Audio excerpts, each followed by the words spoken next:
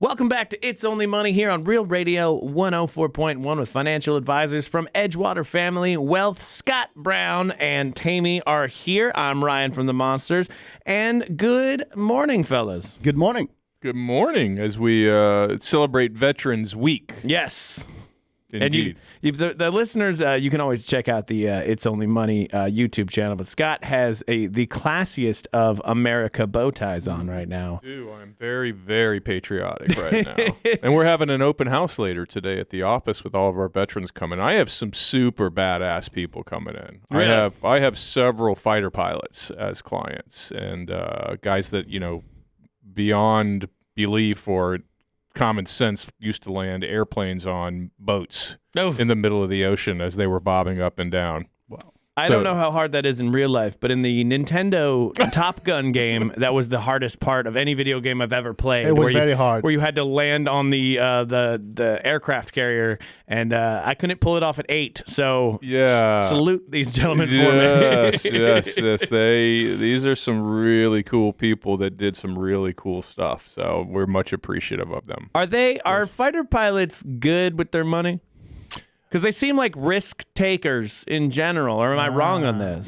That's funny you say that because I'm processing the 3 or 4 pilots that I have, and I would say on average they're not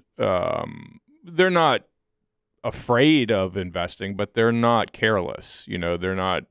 They want to go through their checkpoints. Am I doing this? Am I doing that? How does it work? And most of them, strangely enough, are not micromanagers. They kind of let us do our thing. They want to interact. They want to debrief, if you will. Yeah.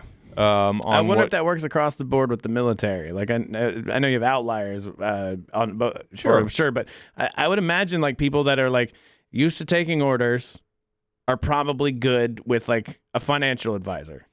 Yeah, I mean, we do have a lot of military folks. For whatever reason, I have a group of military, many of which will be there today, that former military officers who at some point in their lives when they went into non-military life, civilian life, they became consultants back to the military or back to large, like a Boeing or a Lockheed or someone like that. That's a traditional path for a lot of the former officers. And they're good at, and they're very detail oriented in that walk of life. Obviously, they're good at what they do. They're good at communication. And that carries over to us when I would say, now that I'm saying it out loud, communicating with those folks is pretty easy because they don't care about the fluff. They don't want to know about what's in the news. They don't care if some superfluous, easy for me to say. Is that from Greece? I think that was leftover grease right there. They don't really get too caught up in nonsense. They want to know, Scott, how do we do this? What's the shortest way to get there and the most thoughtful way to get there?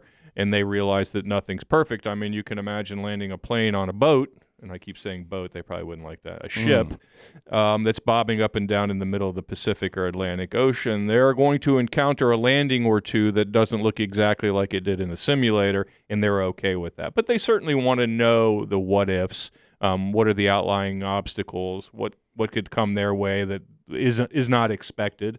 And we do the best we can to communicate that to them. I imagine like being financial advisors. I mean, it's like you're laying out a plan. And a lot of people get in trouble when they compare things to war. Said Tom Brady famously, people mad at him for that. So I'm not doing that. Mm-mm. But you're laying out the plan of attack, essentially, of like how you're going to get through basically the rest of your life.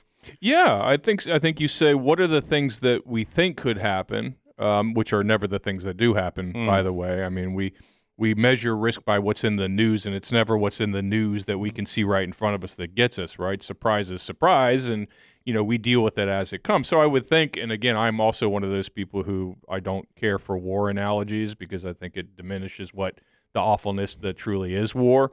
But in battle, if you will, I mean, when you go prepare for a battle, I would assume that you're preparing for any contingency you can think of, but you also know there are contingencies you won't think of, and that's where a level head, lack of emotion come into play, right? Because if the bad thing happens in battle and you didn't expect it and you just freak out and run around like your hair's on fire, that probably won't end well. That is also true of investing. If something happens that you didn't expect, P.S., it's going to. It happens every day. and you get out or get in or get out and get in and get out, you're overreacting to every unseen obstacle, you're never going to be successful. So in that way, certainly dealing with military folks, experienced military folks, is a lot easier than other types of people sometimes. Yeah, that one guy really got ran over the coals by the media and the average person for saying there are known knowns and there are known unknowns. Mm-hmm. But that was a very true statement. Yeah, there are known knowns, known unknowns, and unknown unknowns, right? And yeah. So I mean, you know what you don't know, and then there are things that you don't know that you don't know you don't know. If that makes any sense whatsoever. So. Again, people who react poorly to unforeseen events, and again, most events are unforeseen. Yes. Otherwise, it would have been easy. Otherwise, we'd have done something about it, right? If we knew it was the bad thing was going to happen, we wouldn't have let it happen. Exactly. That is kind of how we operate. Yes. So if you get all bent out of shape about something you couldn't see coming, you're going to spend your whole life out of sorts, I suspect, which is not a good way to, A, to go through life, and B, to invest money. But there are, unfortunately for me, in my case, there are foreseen events that I have done nothing. Yes. And the entire crypto market has fallen apart. Uh-oh. And it's one of those that you knew was going to happen, or at least I did. And I just, as it's going on, I'm just watching it all. And my money just go away. But it's like, it was like, I knew this was happening. I knew this would eventually happen. This is an insane market. People made way too much money too fast. And I got in late, but I'm holding on. So when is it okay to retreat? I guess, because now I'm holding stuff that is below the value it was in 2017. And, do you stay in the fight or do you retreat? What are the signs? Well, I think again, the fear of missing out is a problem for a lot of people. Oh, right? Yeah. FOMO. If you don't care about FOMO, you're a much better investor. In other words, if somebody says, "I bought crypto and I made a lot of money," and you're like, "Oh crap, he bought crypto and he made a lot of money, and I didn't buy crypto, so therefore I must buy crypto." Mm-hmm. Right? That's a great thesis. That's a great way to invest, right? I think one of my strengths is that I don't care if I miss out. If you tell me you made a lot of money in gold, I'm like, cool. If you tell me you made a lot of money in crypto, cool. Real estate, cool. This thing, cool. That other thing, cool. I don't care. I'm going to do what I do. I'm going to do what I know and what I understand over the long term. So if you made a lot of money, I'm totally fine with it, but I don't need to chase down what you're doing or have already done. And to your point, Ryan, is I think you just, again, you look at your situation and you say, if I hang on to this crypto, and I'm by no means an advocate for crypto, but I would say right now is probably a terrible time to sell your crypto if it's if it's maybe a Bitcoin or Ethereum or something like that. So I would say, just like I said at the time when Bitcoin was 60 or 70,000, whatever it was at the peak, this might not be a good time to get involved. I would also say today, what's Bitcoin at today? Does anybody know? I think 17. 16, 17, something so like that. at 16 or 17 grand, maybe now's not the time to freak out and give up, right? So again, if Bitcoin going from 17,000 to zero is going to change your life and impoverish you and mean you're going to be living on the streets and you can't feed your kids, then yeah, you need to get out of crypto, right? But if Bitcoin going from 17,000 to 5,000 kind of sucks and it makes your account look, your balance sheet look a little weak, but it isn't going to change your life, well, then hang on to it, right? We're allowed to use common sense. Still, yes? We're encouraged to do it. Oh, should we do that? Is that still okay? Is that still a thing in 2022? I don't know. Will it be canceled? I don't know. I don't know. It seems to be getting better, to be honest with you. Is common sense coming back into vogue? I feel like it might think so.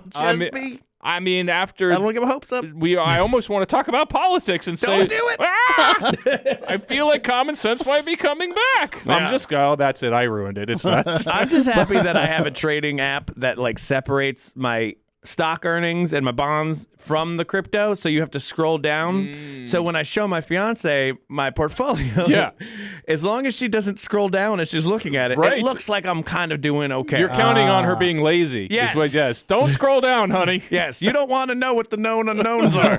Stay away from Stay all with of that. the unknown unknowns. Stay with the known. Yeah.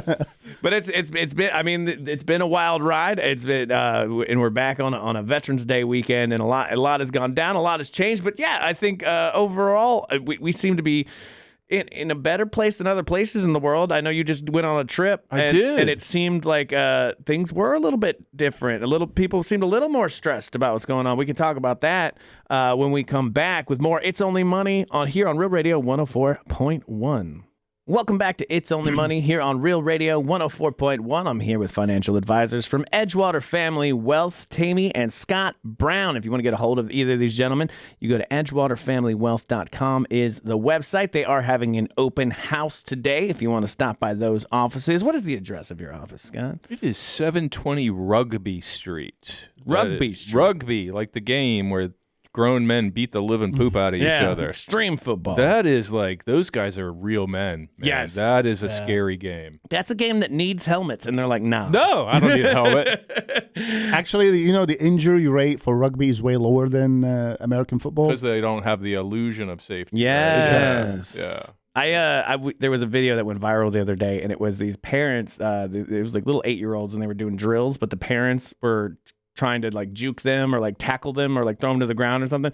And I guess it's that I didn't play little kid football, but I guess the whole exercise is to show that the pads and the helmet will help you, so don't be scared if you get hit. But these parents were going like way too hard, like throwing these kids on the ground and like just whipping them around. I'm like, man. So they were getting called out for bullying. But yeah, it is something with the because you have this illusion of safety at a certain point. Yeah, you will go a little bit extra hard. So rugby, good. What time is the open house going on until today? Today I think it's from noon to about 3. 3. Yeah, we have some veterans coming in, and it's everybody get maybe a glass of wine and some fellowship, and I don't know. I assume there's a charcuterie board or some cheese or crackers and whatnot. My team's put that all together. I'm just going to show up and take credit for it. All right. Are you going to still have the bow tie on? That's right. I will have the bow tie Nice. on. Yeah, that's the critical part. My closet looks like I'm super patriotic because I just have a whole section of just America shirts and hats and all this kind of stuff. And, Yeah. And I don't know. It's really just because after major holidays, all that stuff turns to like $1 at Marshall's. Mm-hmm. So I load up. Nice. Good thinking. So for the month of July, like I'm America'd out. It's very fun. Hey, I'm feeling patriotic. I'm proud of America this last week or two. So we'll see how that turns out. But Okay, why's that? I just think that the tone in the country is a little yeah. better than I expected over this period of time, and Yeah. I'm a lot hopeful. of surprise around the world. I am hopeful. Well, people on both quote unquote teams, the red team and the blue team, on both teams won, and on both teams they lost. But the people that lost did it with dignity and maybe the way that it should be done. So I'm happy about that. Exciting. But I guess I'm patriotic. I mean, because I keep hearing that the United States is not necessarily suffering the same level of problems economically that the rest of the world might be, specifically like Europe. You know, like their inflation's higher, their gas is insane, and it's hard where they're getting it. As somebody who deals in money and numbers, fellas, like how do you see it? No CNN or Fox News talking points. Just how do you see where we're at financially right now? How as a are we country? supposed to get angry if we don't use those talking points? I know. We got to anger people, right, Tammy? I'm just being angry because I'm thinking about it. All right. Well, so I was just in Europe for 3 weeks, and I visited a lot of those wonderful places people visit in Europe, like Greece and Spain and the south of France, where the fancy, beautiful people live. That's where the naked ladies dance. There are some naked ladies there, yes. You distracted me now. I'm sorry. Anytime somebody says France, and I go, there the nights in France. Anyway, sorry. We digress. Yes. As usual. So Spain, Italy, etc. So, those Mediterranean countries, they've got their struggles with the energy thing too, no differently than a lot of the western part of Europe has. And they're concerned. I was a little surprised they weren't more concerned, to be honest with you. But their gas is, if they do it in liters over there. But their gas in gallons cost per gallon would probably be close to $10. So that's certainly considerably more than we're paying here, despite what some people are saying. And inflation is real. It's a little more extreme over there than not a bunch more, but a little more. So they have the same challenges we have, and I would say to a larger extent. Winter is coming, and I think they're concerned, obviously, with the effects of the Ukrainian conflict and what that's going to mean to their energy prices.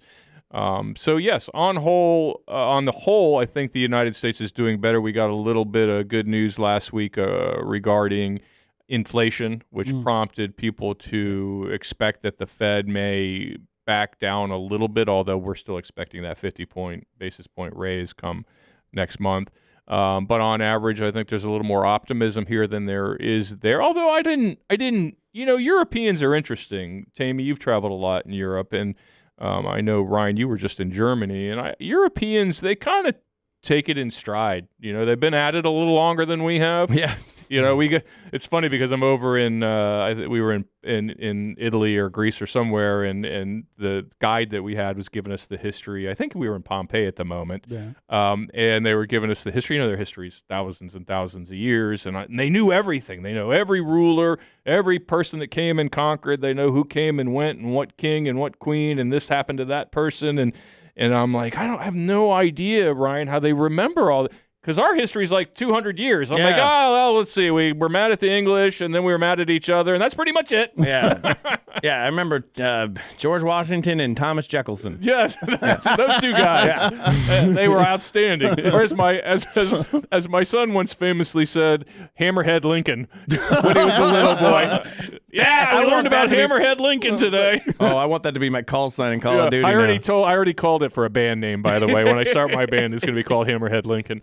But the point is that they seem to take these things in stride. They know there's a range of unhappiness we're all going to have, and they seem to tolerate it a little better than we do. I mean, they complain about politicians and things just like we do, but on average, I would say they take it more in stride, and on average, I would say their situation is a little worse than ours.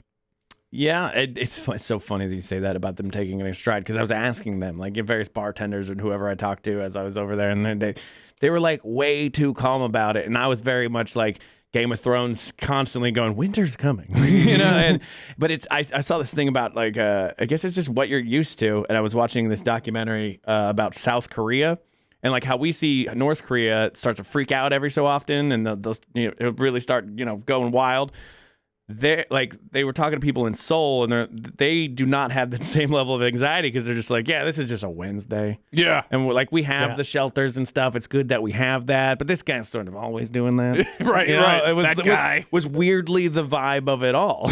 Yeah. I mean, I think it's just context. It's what, it's like, it's what you're used to. You become used to that. I can't imagine, if I were there day in and day out, eventually I'd get tired of worrying about it. Yeah. But like you said, I worry about it, and I'm not there. Yeah, I worry about it because I have a small business, the smallest of small businesses, and one of the bigger things is food prices have gone just insane. Yeah. And one of the things is I buy soybean oil for my kettle corn stand. This soybean oil forever has been like $12 to maybe $14 at the most. And the last time I had to go get it, it was $52. Oh, wow. Yeah. And I was like, should I still be in business at this point? You should have got invested in soybean oil futures. Is that a thing? That is soybeans. You can get commodities. Well, I know soybeans are, but I don't know about soybean oil futures. I don't know, but I feel like I have a secret in on the market, because every time I go to Costco, I'm like, okay, I've invested this way. But it's debilitating. And now I was doing shrinkflation. I didn't want to raise my prices, so I just started putting less in the bag. Yeah. But then I found out I was just having to explain to everybody why their bag was smaller. Right. Every single time. Right. Because Doritos can do it, and you can complain to Doritos, I guess, on Twitter, but they're not in your face. Right. When you have farmers market people, they want their bag filled, Scott. They want it filled, and they know if it's slightly smaller. What are you doing here, Holmes? So now I'm at the point where okay, I can't trick them with the shrinkflation, so I'm going to have to raise my prices. Now you've just told them all you're doing it, so you're doubly screwed now. This is me easing them in. Yeah, because a lot of people listen from Saturday, and they tell me we get a lot of good reaction from this show. I don't know if you know that or not, and they'll be like, oh, I love the show on Sunday. Well, now they're going to love it less. Because they know that next week those prices.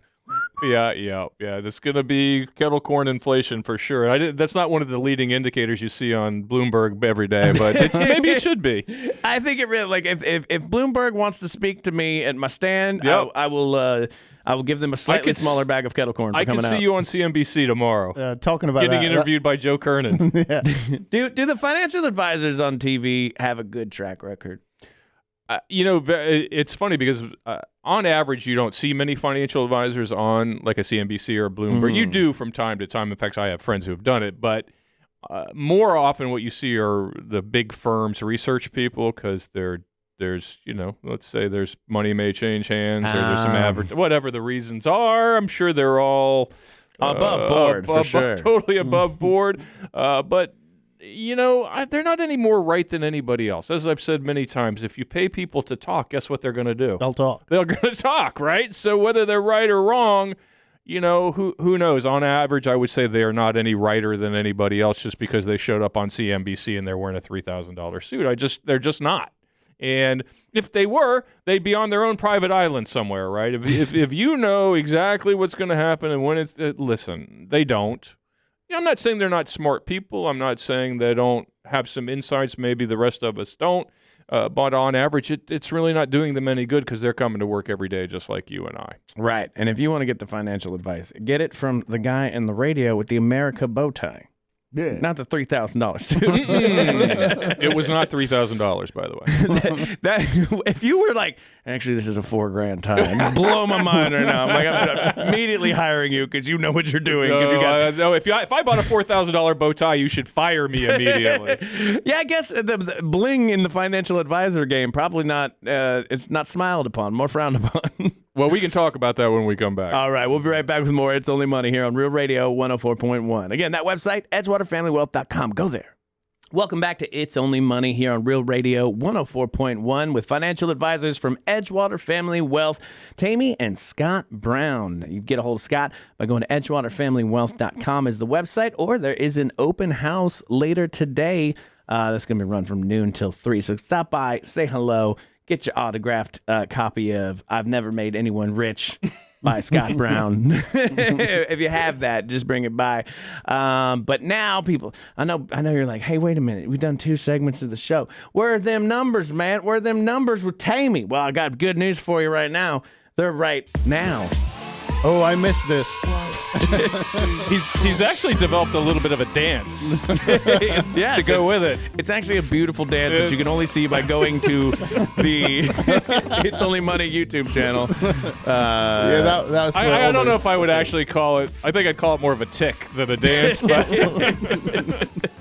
it's fun. But Tammy, where are we at with those numbers? So numbers. We start with what Scott said. He said the Fed added 75 basis points. Now, we're at some historical levels there, but they also signaled that they are going to start going easy on the hikes because they think inflation is going down the right direction. Now, that followed, which, again, what Scott mentioned about 5 days ago when we had the inflation numbers coming out, and that enforced what the Fed said. Now, you combine those two, you add the unemployment number, which is also strong, and now what do we see? We see that yield, the fixed market, now their fixed income market started to go up. Yields or prices? The prices. Prices because yields have come down. Yes. And now this week, actually, as of, Friday, we noticed that it was the largest drop in yield in this year. Wow. So let's give that context, Ryan. So what he's saying is the yields have been coming up in the bond market, which is kind of matching the inflation situation and the raising of the rates by the Fed, et cetera, meaning, you have to pay somebody more money to get them to buy your darn bond, essentially is what we're saying, right? Now that inflation has started to ebb, at least in some people's minds, that the bond market, the yields on these things have come down because people feel like they want to maybe lock in some yields or whatever. So money's flowing to the bond market because of what they believe to be stability and maybe a peak in rates. Who knows if that's true or not? But because that belief is out there, it's caused bond prices to come up. So remember what I've said for years, and you won't be able to see this unless you look on YouTube, but bond rates and prices are like a teeter-totter. Rates go up, prices come down. Rates go down, prices come up. So we're in that prices come up moment, at least for now. For now. If we get some kind of inflationary data back that says, not so fast, my friend, then we may see that go the other way. Which is funny because inflation is still up, but it's not as up as it was. It's still bad, just not as bad. Not as bad, yeah. Yeah. I still don't know about the soybean oil problem. Yeah, we'll have to deal with that later. Yeah. I looked that up to see like where is it actually the soybean across all the different sections? I couldn't find it, but I found something else.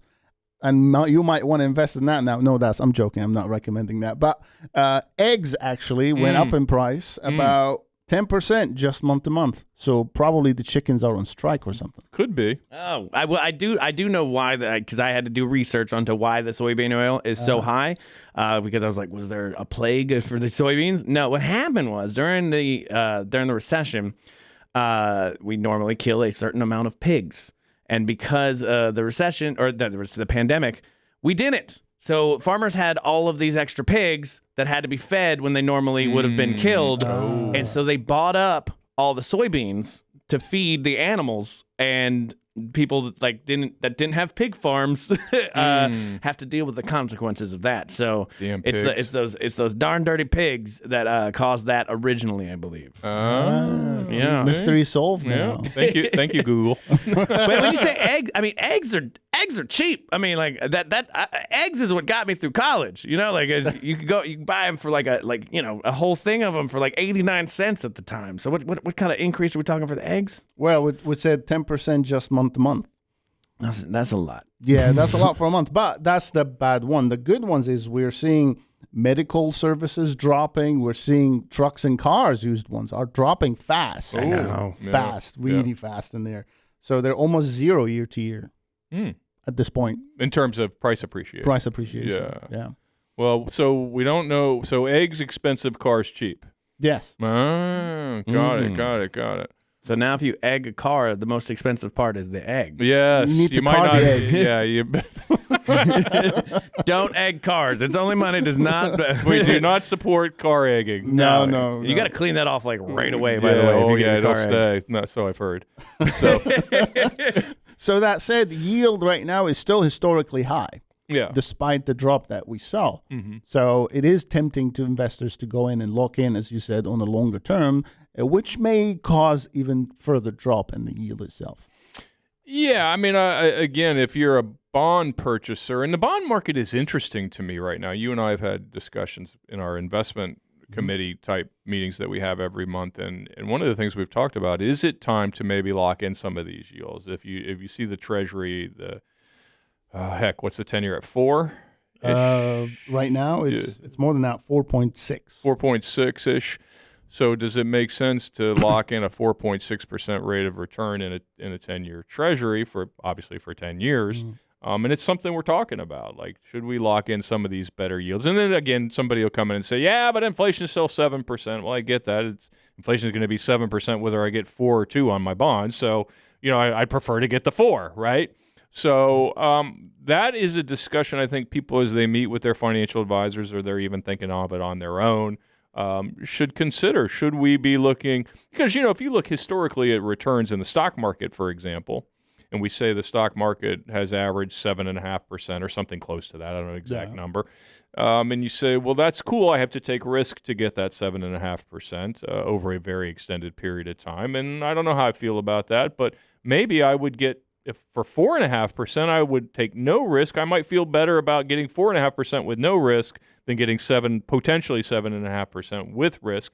And where that conversation becomes interesting is now, because before that conversation couldn't really be had legitimately, right? Because if you said the interest, the 10 years paying 0.5%, or I could get 7.5% by taking risk, more people are going to lean into the 7.5% while taking risk than the 0.5 percentage point while taking no risk. But now that rate is considerably higher, that diminishes the difference in that conversation, which leads some people to say, I don't want to play in the stock market pool anymore. I want to go to the fixed income pool and get that guaranteed 4.5%.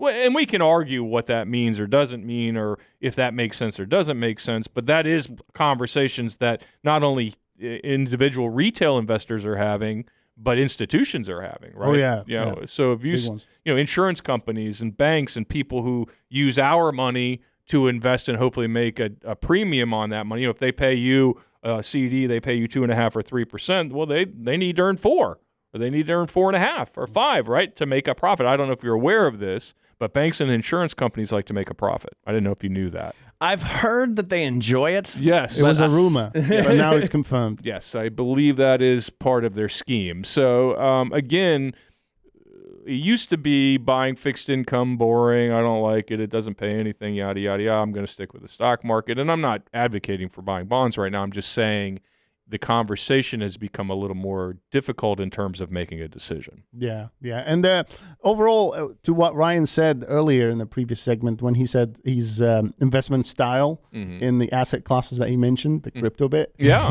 Yes, I like the way you put that. By the way, not like I have an investment style, which is crypto heavy. Yeah. You have an investment style, and it's bad. Yes, it is. We like to call it bad. It's yes, I can't, but that asset class, every asset class has different risk measures that we measure. And you just mentioned the stock and how equity markets work and the risk associated with that market. Now, bond market has a different risk associated to it. Sure. And we take in consideration all of these aspects whenever you want to invest. So that's a point that... Yeah, I mean, I think the goal, it's weird because people have these ideas about risk and taking risk. And I always say, people say, how much risk should I take?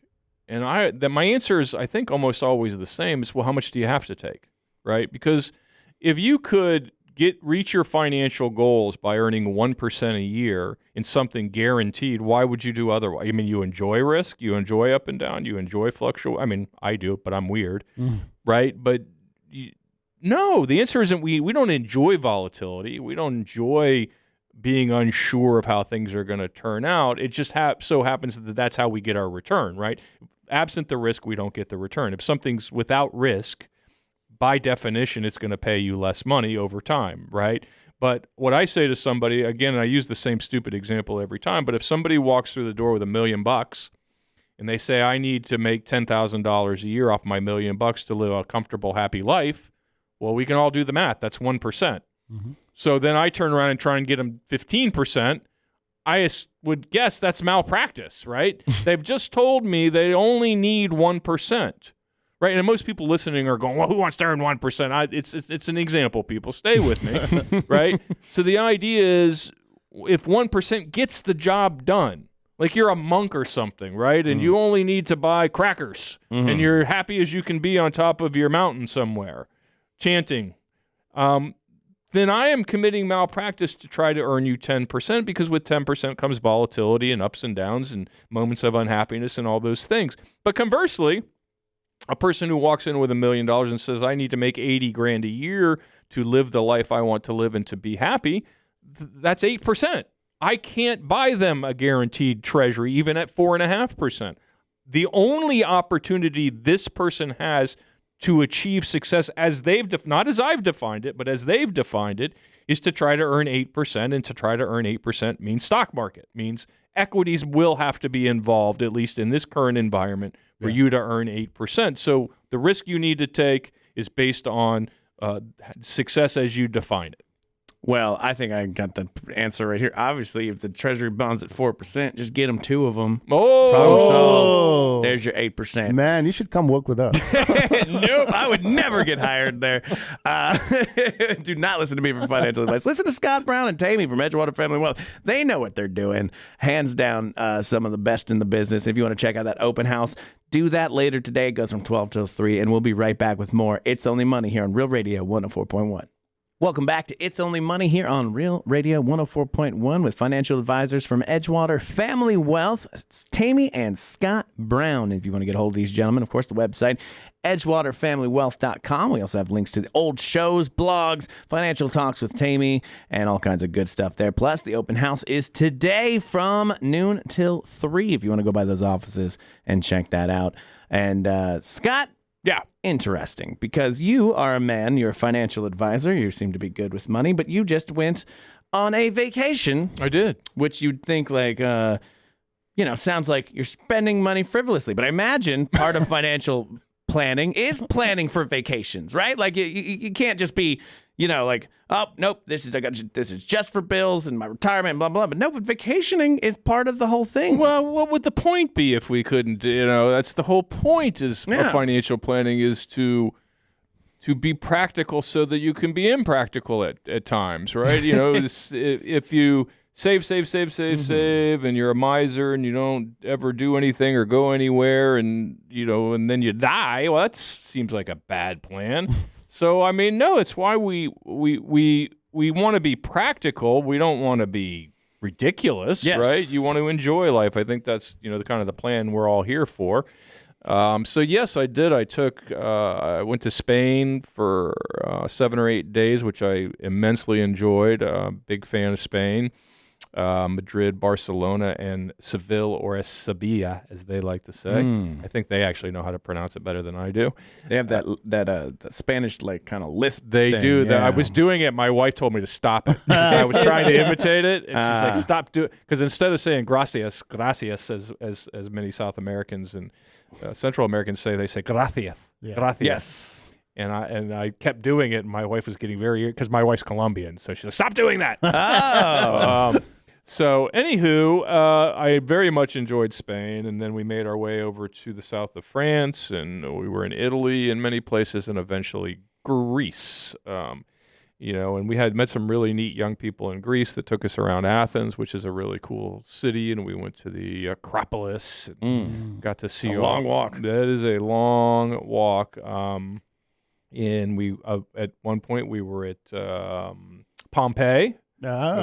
Which was really neat. Pompeii, in addition to the fact that people got frozen in place by ash, because they were in the wrong place at the wrong time. They all would have eventually died anyway. That's true. They'd probably be dead by now, yes. I would think. Yes. But what's fascinating to me, Tammy, is that what a complex city that was. Like, there was a big, long. They had townhomes and restaurants, and what a fascinating economic structure. It was a place of international trade prior to Vesuvius ruining their day.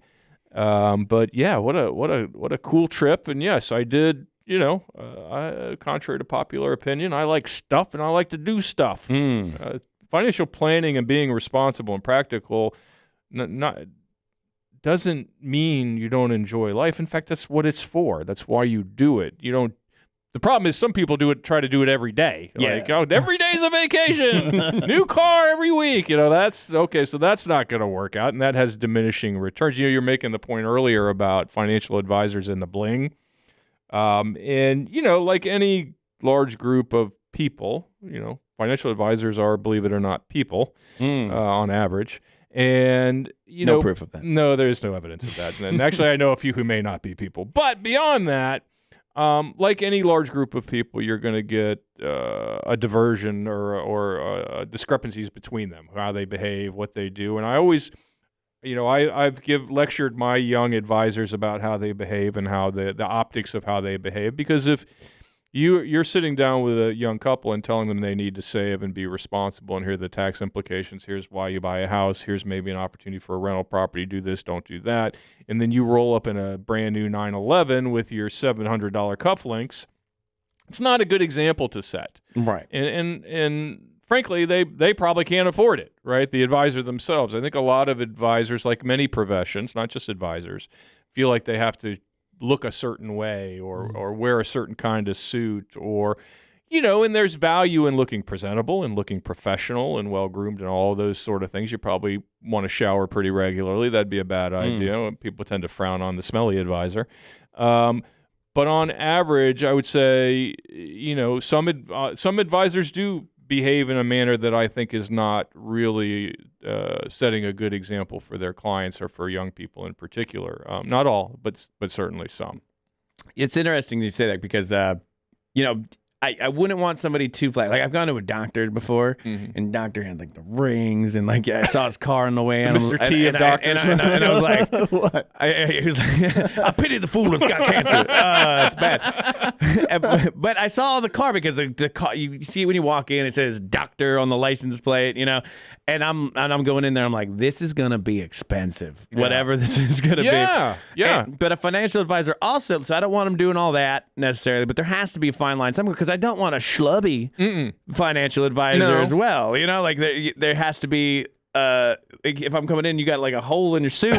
I'm also like, this guy doesn't know what he's talking about. So there's like a level that I want to hit. Yeah, it's funny people's perceptions of that, and I think that's probably right. You want someone who looks, again, well put together, someone who's thoughtful, and yes, they maybe they dress nice. And to be fair, I know lots of very successful financial advisors that dressing inexpensive clothing is their thing. It's just it's their thing. It's what they like. They like a real expensive suit. They like the cut.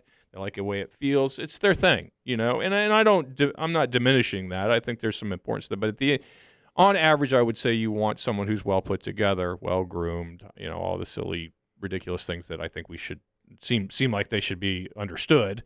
I would emphasize on the shower, though. Yeah, the shower's good. critical part. Very much so. I didn't get insurance one time from a guy. Back in the day, before the internet was full on the internet, I remember going to it. There was an insurance office that existed in downtown Orlando, like over like in the Mills area.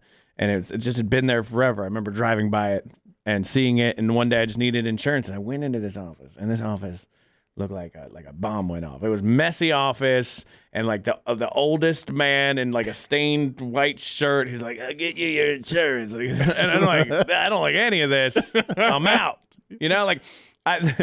There is a bit of like fake it a little bit. For me. Yes, please, yes. So Put some effort. Yeah, so you got to pretend to be the part at the very least. Yeah, there was a CPA I used to go to, and he smoked like he would have two cigarettes going at once. Wow. He'd have this one over here, and then he'd put that one down, and he'd walk over there and pick up that one. And then the ceiling tiles were brown, dripping with nicotine. Like you feel like you could have walked up and like caramel, just rubbed it off. It was so disgusting, and I lasted about 5 minutes in that place. Yeah. So, yes, I think there's a level of decorum you have to have. You have to be somewhat professional. But I do kind of get on my boat, not get on them, but recommend to them that, people are paying attention. People are paying attention to what you buy and how you behave, and are you being hypocritical? Because, if you say to your client, look, I think it's a bad idea to buy a new car every year, and that's what you're doing, that's they're not going to take you seriously, and they are going to see it. I've had clients literally tell me to say, I looked to see what you were driving. Mm-hmm. They have said it to me. I always do that. Yeah. Yeah, and I know, for better or worse, I've driven a pickup truck most of my life, so I don't know what that says about me. It's a nice pickup truck, but I would say it's nice, it's utilitarian, but still like nice at the same time. I like that. Yeah, that's the middle ground you're looking for. Yeah, exactly. Yeah. If you're driving like a crazy, Land Rover, right. I'm like, I don't think I'm at the right place. Yeah. If you're driving a Bentley, or some $400,000 car, well, I don't care how much money you have. $400,000 or $500,000 car doesn't make any sense. Seems like a terrible investment. It's awful. Yeah. It's the worst. So anyway, we're getting far afield here, but the reality is, I do think optics matter. And I do think whether you're a lawyer, doctor, financial advisor, or any kind of professional, you want to look professional. Yes. End of story. Which leads me to my big burning question today. Tammy has a mustache now. Mm-hmm, yeah. And is that in keeping? Well, now Tammy's. Do you trust a mustache more or less? That's my question. Depends on. We've talked about this. We did. The critical part is that it's not a twirly handlebar mustache. Yeah. That's the rule. Once it goes there, you're out. I'm partial to a beard. It's gonna sound weird, but I like it. I like it better. I like it when it's a little more full. I don't know why. Some people though the opposite.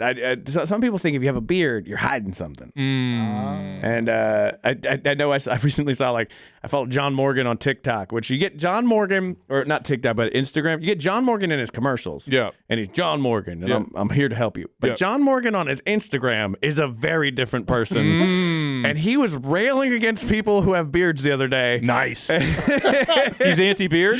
He's anti-beard. He's one of those people that think you're hiding something. Well, I am. I'm keeping. I mean, I'm tightly shaved. My wife only lets it go so far before I get in trouble. But yeah, I like to hide stuff in my beard. I keep it just like I'm armed. I'm literally armed. I'm carrying, but it's in my beard. Well, no, you don't want to hide things from a financial advisor. There's people you don't lie to. It's your doctor, your lawyer, and your financial advisor. The financial advisor find out anyway. So that's right. All of those, the doctor in particular, will eventually find out. Oh yeah, and if these are some gentlemen that you want to work with, and people in my family use Edgewater Family well. It's pretty awesome, and they do have the open house today. Scott, what is that address one more time? That is 720 Rugby Street in College Park. All right, and go there from noon till 3. They'll be there hanging out, probably answering some questions. At least try the charcuterie board, if anything. And we will see you next week on It's Only Money. While we're doing that, go to edgewaterfamilywealth.com for any more information. Scott, Tammy? See you next time. See you next time. See you next time. Bye-bye.